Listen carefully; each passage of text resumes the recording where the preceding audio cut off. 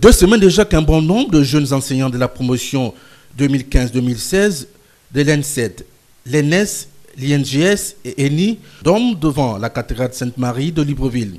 Dans des conditions inhumaines, privés de leur salaire, ils demandent au gouvernement gabonais de régulariser leur situation administrative et financière. Et les recrutements directs des années 2016, en grève depuis le 7 janvier 2019, venons par la présente rappeler au gouvernement que la régularisation tant attendue de nos situations administratives et financières doit se faire automatiquement et contaminément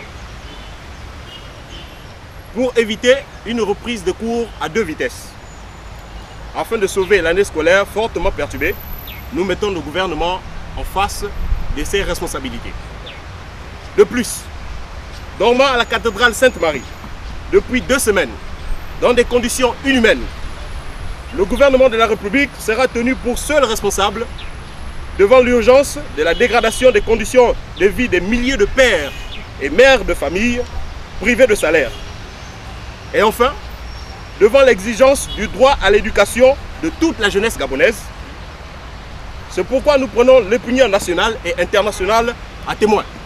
Nous exigeons que la régularisation de nos situations soit effective dès ce 25 février 2019.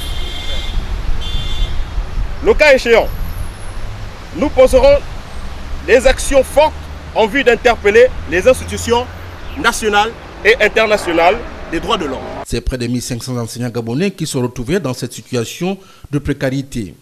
Dans ces chiffres, 117 sont enseignants de mathématiques, un domaine où il y a manque dans les différents lycées et collèges gabonais. Plusieurs élèves se plaignent de l'absence de professeurs dans les matières scientifiques. Le gouvernement gabonais est plus que jamais interpellé à résoudre le plus tôt possible la situation de ces enseignants pour sauver l'école gabonaise qui est aussi malade de la non prise en compte des revendications légitimes de cette corporation.